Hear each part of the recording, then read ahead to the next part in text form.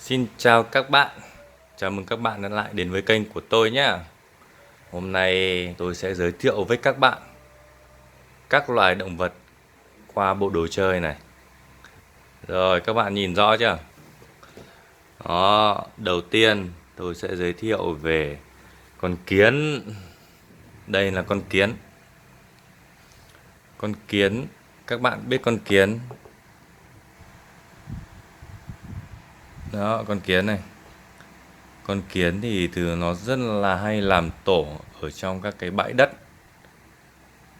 Và nó thường đi theo một đoàn, nó làm tổ. Và đây con kiến nhá. Con kiến mình bỏ riêng ra này. Tiếp theo là con nhện. Đó, đây là con nhện.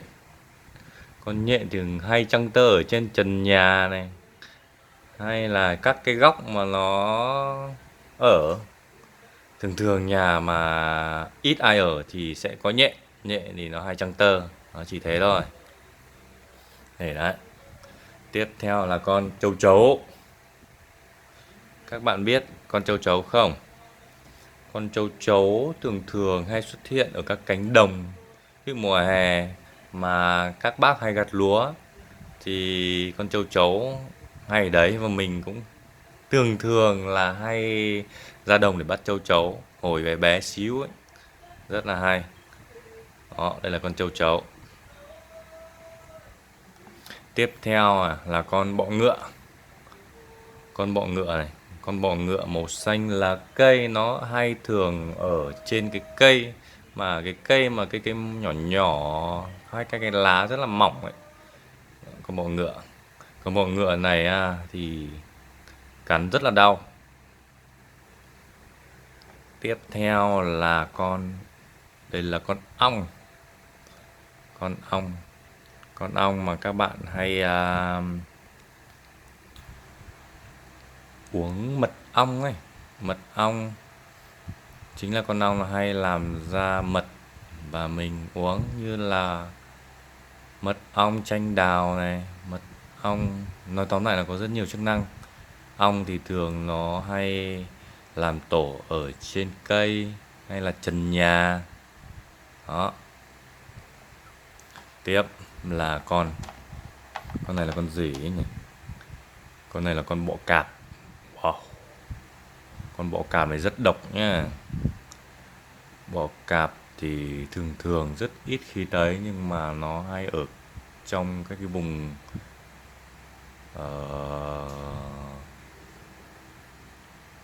ở trong đất. Khi mà mình bới đất lên thì thường thường hay thấy nó, nhưng mà rất ít khi thấy bọ cạp. Tiếp theo là chú ếch. Đó. Chú ếch thì hay ở ao, đầm sen.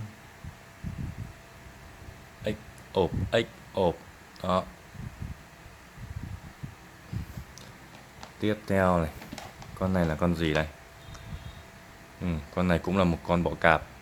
Bọ cạp thì thường thường vẫn ở Ai Cập. Xem phim xác ướp Ai Cập có rất nhiều bọ cạp luôn. Đó, đây là con bọ cạp. Và cuối cùng, con to nhất. Con này là con bọ hung mà. Con này trông rất chi là buồn cười. Đó, hôm nay mình giới thiệu cho các bạn đến đây thôi nhá. Tổng hợp lại này. Con châu chấu. Đây là con châu chấu. Con bọ hung. Con bọ cạp. Bọ cạp tiếp đây. Con ếch. Đây là con ong. Đây là con nhện. Con bọ ngựa. Và cuối cùng là chú kiến. Bài học của mình đến là hết rồi. Cảm ơn các bạn đã theo dõi video nhé.